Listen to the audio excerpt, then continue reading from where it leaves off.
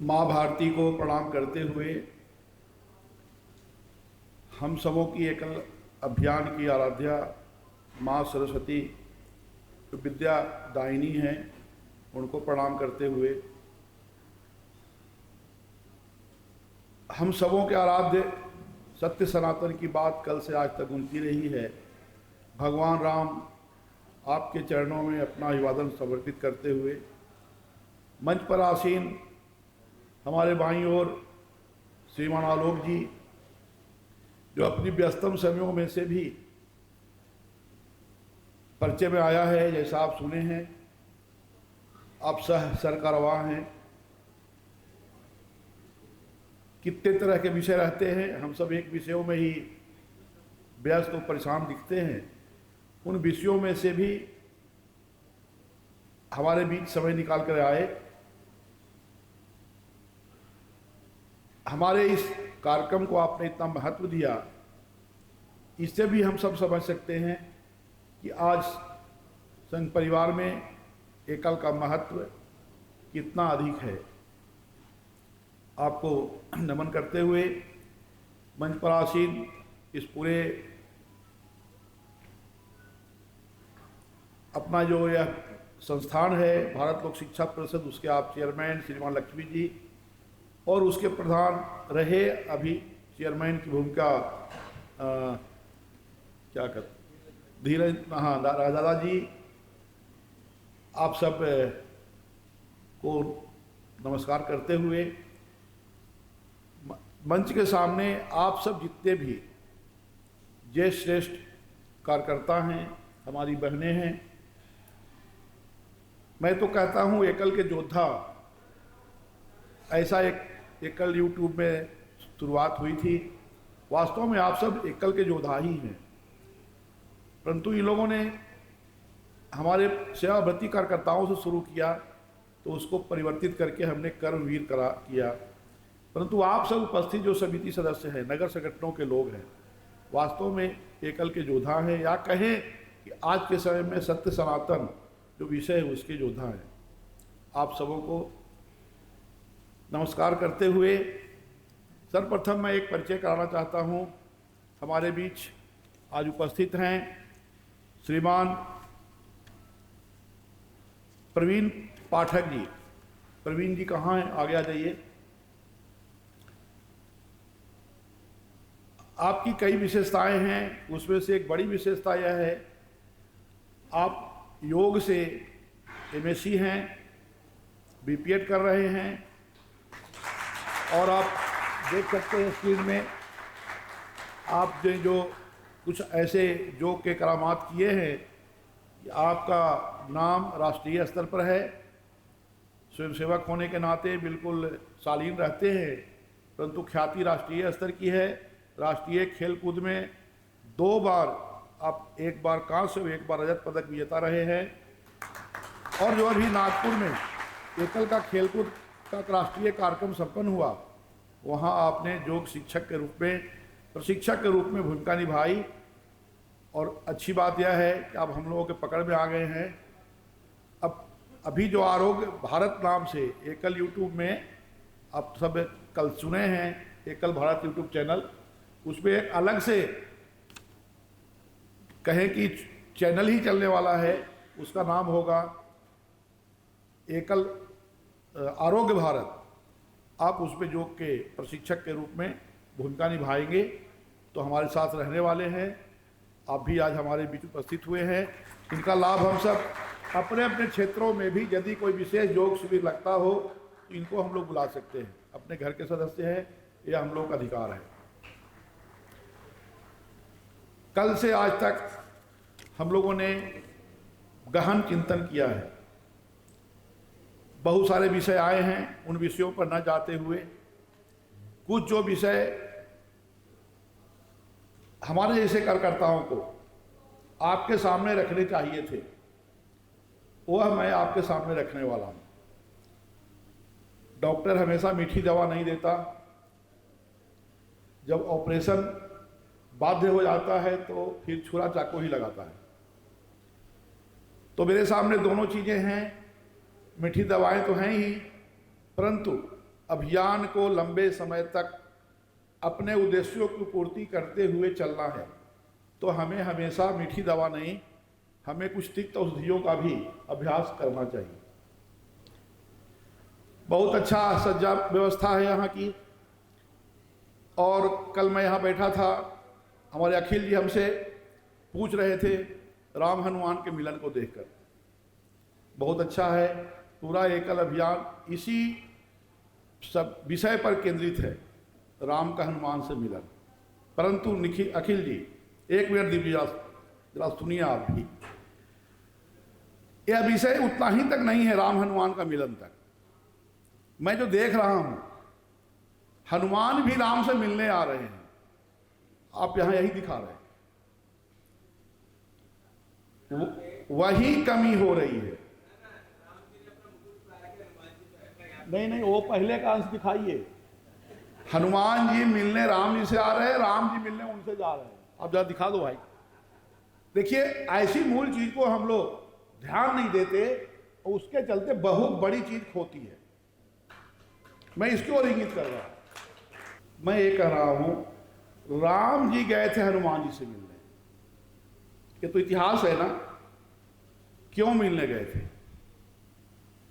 सीता माता का हरण हो गया था इसलिए नहीं, रास्ते में थे वो इसलिए गए थे। वो तो वहां जाने के बाद मालूम हुआ उनको कि हनुमान जी जानते हैं, परंतु राम जी को जाना क्यों पड़ा? उनके पिताजी चक्रवर्ती सम्राट पूरे विश्व को जीत के बैठे हुए थे। अयोध्या के सूर्य सुख संपन्नता में अस्त व्यस्त थे, जो आज नगरों में स्थिति हमारी है देश में। हमारे राजा दशरथ जैसे कल शासक थे, आज देश के शासक सब हमारे ऐसे ही है, सुख सुविधाओं में लैस है। आज का शासक डेमोक्रेसी में मंत्री संतरी यही होते हैं, तो जो मंत्री बनते हैं वो उसी में मस्त हो जाते हैं। परंतु पूरा अयोध्या साम्राज्य कहिए, पूरा भारत के जंगल भूमि पर कब्जा किसका हो गया था? ऊपर से बहुत अच्छे रौनक थे शहरों में, नगरों में, परंतु पूरे नीचे के गांव और जंगल प्रदेश पर कब्जा था रावण जैसे आताइयों का। कितने नाम लिया जाएंगे राक्षसों का? राक्षसों मतलब आज जो राक्षसी प्रवृत्ति के लोग गांव में हमारे कब्जा कर रहे हैं, हमारे लोगों को भरमा रहे हैं और उन्हें अपने बस में करके हमारे ही खिलाफ काम कर रहे हैं, यही राक्षस कल भी थे। विश्वामित्र जी जैसे लोग को भगवान राम को ले जाना पड़ा। जब जंगल गए हैं तब उन्हें समझ में आई है कि स्थिति कहां है, तब जाकर के ये परिस्थितियां बनी हैं कि रावण जैसे भी लोग मारे जाते हैं। परंतु स्थितियां खत्म थोड़ी ना हो गई। राम राज्य के बाद भगवान कृष्ण को भी आना पड़ा और कृष्ण को भी मथुरा छोड़ के द्वारका भागना पड़ा। हम अपने कविता पाठ करने के क्रम में, धर्म ग्रंथों लिखने के क्रम में भाषा का विन्यास जो कर ले, सच्चाई तो यही है ना कि वह भी मथुरा को अपने कब्जे में नहीं कर पाए और मथुरा के लोग उनको सुरक्षा नहीं दे पाए और कंस के अत्याचार के कारण डर के मारे उन्हें द्वारका जाना पड़ा। तो ये समस्याएं तो बनी रहेंगी, हर युग में आया है, इसलिए कोई परेशानी का विषय नहीं है। हर युग का समाधान करना पड़ता है। हमें भी यही काम करने के लिए एकल विद्यालय जोड़ा है, जुड़े नहीं है, हम जोड़ा है। माननीय अशोक जी सिंघल बोलते थे एकल ब्रह्मास्त्र है। ब्रह्मास्त्र की दो विशेषताएं हैं, एक तो अचूक होता है, लेकिन दूसरा क्या है, यदि वह काम नहीं कर पाया तो दूसरा कोई शस्त्र नहीं था उस जमाने में जो वह काम दूसरा कर पाता, यही एकल है। आज जो समस्याएं हमारे सामने हैं ग्रामीण क्षेत्रों में, उस पर विश्लेषण करने की जरूरत नहीं। इस सारी समस्याओं का समाधान यदि एकल नहीं कर पाएगा, कल भी कई वक्ताओं ने बोला है एकल के अलावा कोई गांव में नहीं दिखता, तो यदि एकल नहीं कर पाएगा, दूसरी संस्था ही नहीं जो कर पाएगा, एजेंसी नहीं है, शेष तो और तोड़ने वाले लोग हैं। इसलिए अचूक दवा है यह, यदि समाज को निर्माण करने का, देश निर्माण करने का, इस पर विश्वास हम लोगों को करना चाहिए और पूर्ण विश्वास के साथ अपने संगठन में लगे रहना चाहिए। मैं यही कह रहा हूँ, आधे अधूरे मन से नहीं, हिलते डोलते मन से नहीं। जब हमको फ्री टाइम मिलेगा, समिति के लोगों ने बोला फ्री टाइमर, और कार्यकर्ता हमारे क्या होंगे, होल टाइमर। कंसेप्ट बदला गया कि नहीं भाई, फ्री का समय देने वाले लोग हमारे कोई उपयोग के नहीं हैं। उनका समय का उपयोग क्या? वो चाय पीने आएंगे, हमारे यहाँ तफरी करने आएंगे, उनका हम समय का लेकर करेंगे क्या? ऐसे लोग नहीं। हमारे यहाँ पूर्ण निष्ठा से लोग आए, जो समय उनके पास हो उतना ही दे। तन से, मन से, धन से, तीनों तरह से सेवा की जाती है ना। आप जितना समय है उतने तन से दीजिए, लेकिन मन से तो 100% दीजिए, 100% दीजिए।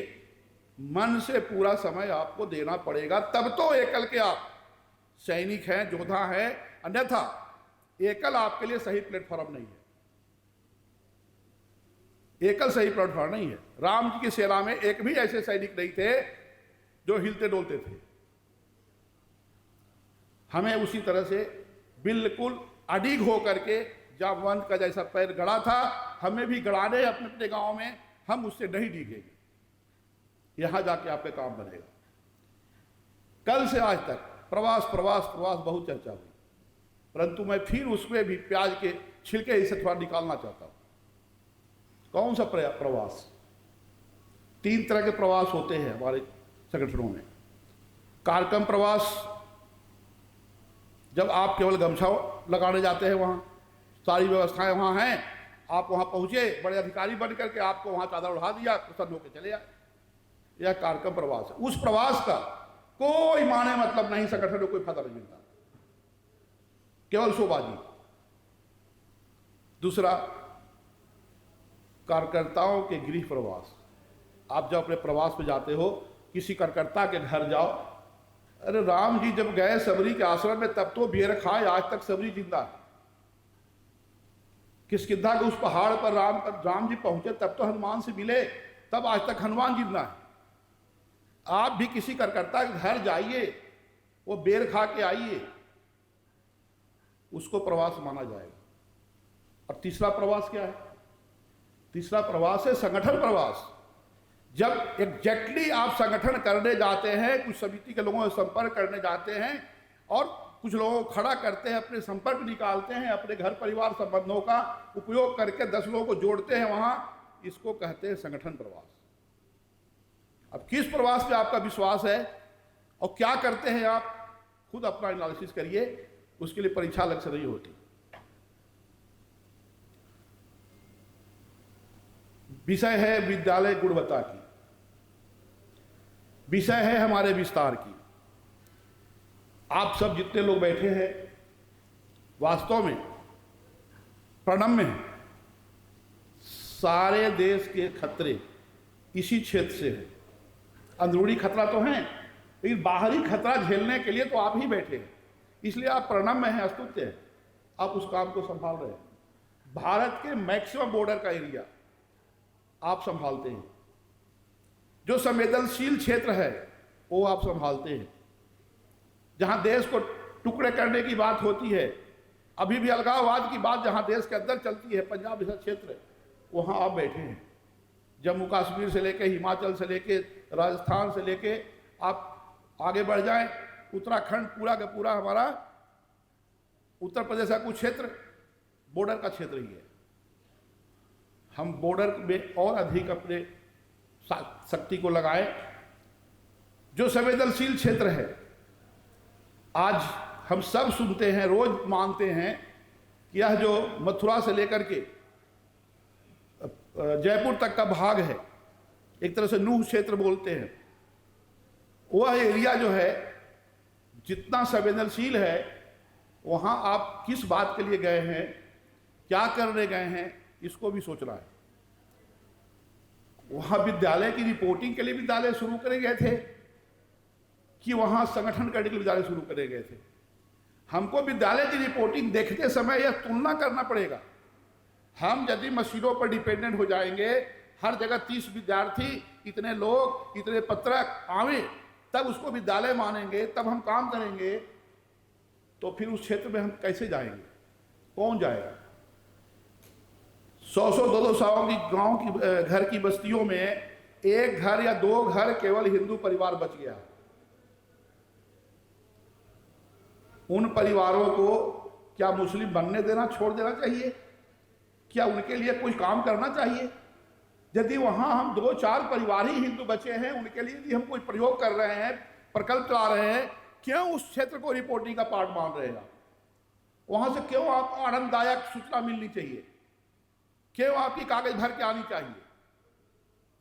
विचार करिए, हम किस बात के लिए कहां गए थे? डर के मारे हमारे कार्यकर्ता आपको बताते नहीं कैसी स्थिति है वहां, क्योंकि आप तो केवल गिनती करते हो ना,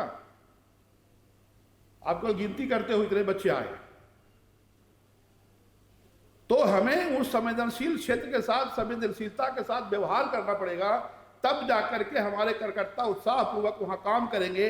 अन्यथा हर दिन वो डिमोराइज रहता है। अरे भाई साहब, उसको तो तमगा मिल गया, हम तो केवल मार खा रहे हैं, हमारे यहाँ तो स्थिति है ही नहीं, वो क्या करें? इन परिस्थितियों से निपटने के लिए हमें लगता है कि हम 2-3 भागों में अपने कार्यक्रम को, कार्य क्षेत्र को वितरित करें। एक तो आसान क्षेत्र है, वहाँ काम को कम भी कर सकते हैं यदि इतना ही हमें चलना है तो, और अधिक बड़ा क्षेत्र, आप संवेदनशील क्षेत्र को, अधिक बड़ा क्षेत्र आप अपने बॉर्डर क्षेत्र को ले जाइए। बहुत सिंपल तरीका है। आज CSR का हमारे यहाँ प्रयोग बढ़ते जा रहा है। CSR का जो डिमांड है, उस डिमांड में आप उसको सेटिस्फाई कर पाएंगे? ऐसे क्षेत्रों में नहीं कर पाएंगे। उस एरिया में जाइए ही मत CSR को लेके। आपके अपने लोग हैं, उन पर विश्वास करिए, उनको बता के उनके पैसे को खर्च करिए, उनको संतुष्टि मिलेगी कि मेरे विद्यालय के पैसे हिंदुओं को बचाने के लिए, हमारे सनातन धर्म को बचाने के लिए हमारे लग रहे हैं। उनको पहले बता दीजिए, वो प्रसन्न होंगे। नंदकिशोर जी जैसे लोग, उनको तो अच्छा लगता है हिंदुत्व को बचाने के लिए काम किया। लक्ष्मी जी का पैसे सारा यदि आता हो, ऐसे क्षेत्रों में भेजिए ना, इनको रिपोर्टिंग का जरूरत है। मैं कहता हूं हम ऐसे प्रयोग को करें, थोड़ी सी अपनी दृष्टिकोण को बढ़ावें, केवल टेबुलेशन पर विश्वास न रखें, हम नीचे तक का सोचें। हमें लगता है कि जो आज परिस्थिति देश में निर्माण हुआ है, हम लोगों के लिए बहुत सही समय पर हुआ है। निर्माण कहने का मतलब अभी चुनाव के जो परिणाम आए हैं, वो परिणाम हम लोगों के लिए बहुत ही सही रास्ता पर जाने का एक मौका देता है।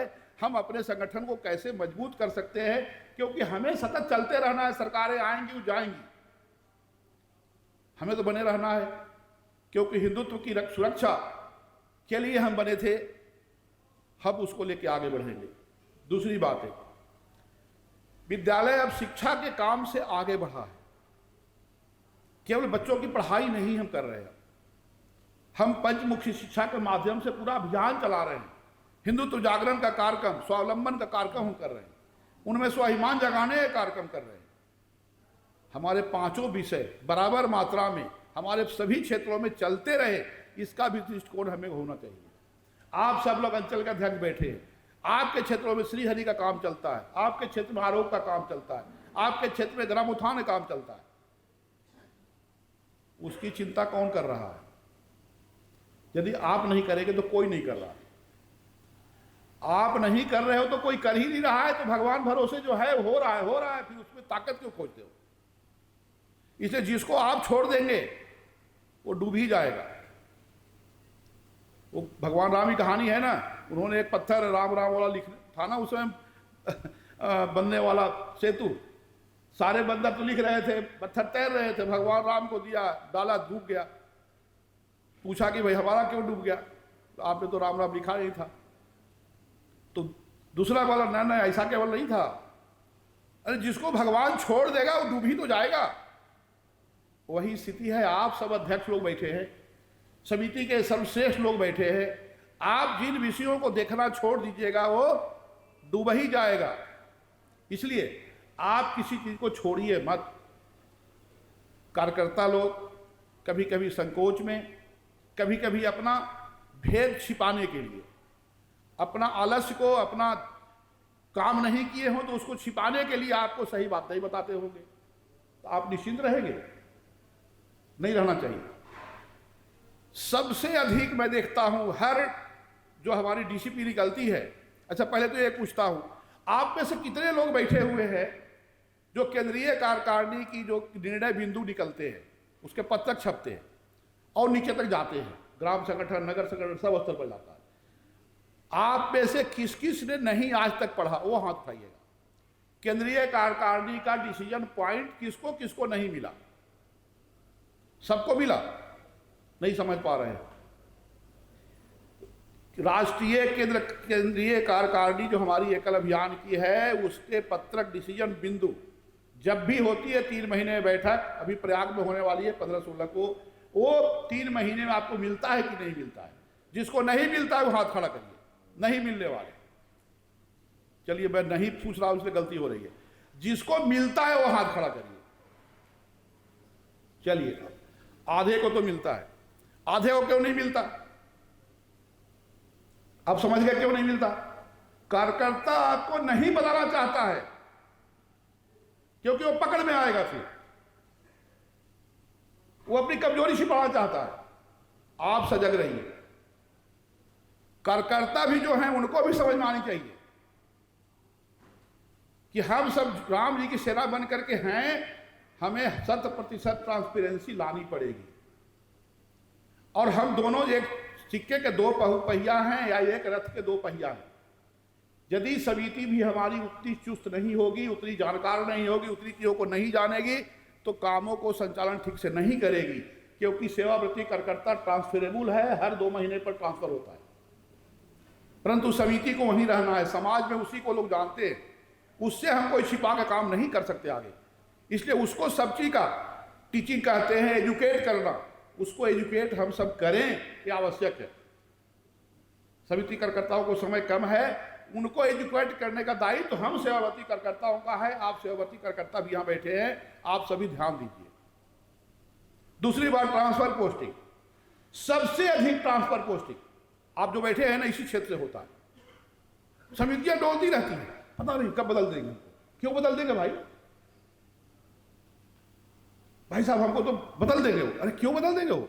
या तो आप काम निष्ठा से नहीं कर पा रहे होंगे, या फिर आपको राजनीतिक सोच करके लाया होगा, आप उसकी संतुष्टि नहीं पा रहे होंगे।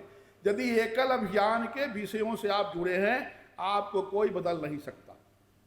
उसके लिए साफ साफ डीसीपी निकाला गया है। 2 टर्म से पहले, 2-2 साल के, 4 साल के पहले कोई किसी पद से किसी को हिला नहीं सकता। यदि किसी को हिलाना डुलाना होगा केंद्रीय कार्यकारिणी से, जब तक परमिशन नहीं मिलेगा, नहीं होगा। ये सब कुछ ऐसी हैं जिसको ध्यान देंगे, हमें लगता है हमारा संगठन मजबूती की ओर बढ़ेगा। घरों में आपस में जितने भी डिस्कशन होते हैं उसको खराब नहीं मानना चाहिए। अच्छे बुरे सबका बहस होनी चाहिए, सब पर डिस्कशन होनी चाहिए। बुरी नहीं लगवाती है किसी को। छोटा बच्चा भी घर में कुछ बोलना चाहता हो, उसको इनवाइट करना चाहिए। परंतु यदि वार्ता ही बंद हो जाएगी तो अच्छे चीज होंगे ही नहीं। आप समय दीजिए उनको, अपनी बात कह पाए, आप उनके साथ पहुंचिए। यह हम लोगों को आपस का ये समन्वय बैठक का यह एक निकला विषय निष्कर्ष। और अंतिम बात यह कहता हूं कि जिस प्रकार से हम सब यहाँ 24 घंटे रहे हैं, तब जाकर के हम लोग समरस हुए हैं, 24 का अधिक ही रह गए। तो हमें क्या लगता है कि अब अंचल की बैठक होती है, 1 घंटे भी हम जाके नहीं बैठते तो क्या वो सफल होगा? नहीं होगा। इसलिए हमें भी उन बैठकों में पूर्ण समय उपस्थित रहना चाहिए। और आप सबों ने एक बात और बोला है, नीचे भी ऐसा होना चाहिए। देखिए, फिर मैं वही कड़ी बात बोलूंगा, सभी स्तरों पर सब कार्यक्रमों की व्यवस्था है। अंचल सम्मेलन आप करिए ना, खूब बढ़िया, नहीं करते आप। संघ सम्मेलन करिए ना, अच्छी बात, नहीं करते आप। ग्राम वार्षिकोत्सव हर वर्ष होना चाहिए, उसमें आपको जाना चाहिए, नहीं करते आप। अरे दिल्ली वाले कोई अलग हैं, दिल्ली वाले कर दिए तो अच्छी बात हो गई, हम करेंगे तो खराब हो जाएगा। अपने अपने स्थानों पर आपसे संबंधित जो चीजें हैं उसको अवश्य करिए और कुछ चीजें यहां से नोट करके जाइए। और अंतिम आपसे निवेदन, एकल के जितने साहित्य हैं, कम से कम सिस्टम से बना हुआ, उसको जरूर पढ़िए। ऊपर से नीचे तक के लिए सबका सिस्टम बना हुआ है। सबों के लिए का आचार्य मार्गदर्शिका से लेके आप सब समिति के ज्येष्ठ श्रेष्ठ कार्यकर्ताओं के लिए भी जॉब रोल यानी दायित्व मार्गदर्शिका बना हुआ है। अपने अपने दायित्वों का अध्ययन करिए, मालूम होगा कि हमें क्या क्या करना था, हम नहीं कर पा रहे हैं क्योंकि आप एजुकेटेड नहीं है उसके लिए। आप अपनी जानकारी को बढ़ाइए, एकल को बहुत फायदा होगा। और अंत में वास्तव में दिल्ली के सारे लोगों को धन्यवाद सब दे रहे हैं, हमें भी देना ही चाहिए। जितने अच्छे ढंग से आप लोगों ने यह सम्मेलन किया है, यह वास्तव में सबके लिए एक उत्साह भरने वाला है। हम सब उत्साह लेकर जा रहे हैं और सबसे अच्छी बात है हम सबों को पाथेय श्रीमान आलोक जी का मिलने वाला है। हम सब उस पाथेय को लेके अपने अपने घर जाएंगे और अवश्य ही 1 वर्ष तक हम लोग इसको लेके रहेंगे और अपने अपने कामों में गति दिखाएंगे। इतना ही निवेदन। सबको नमस्कार, जय श्री राम।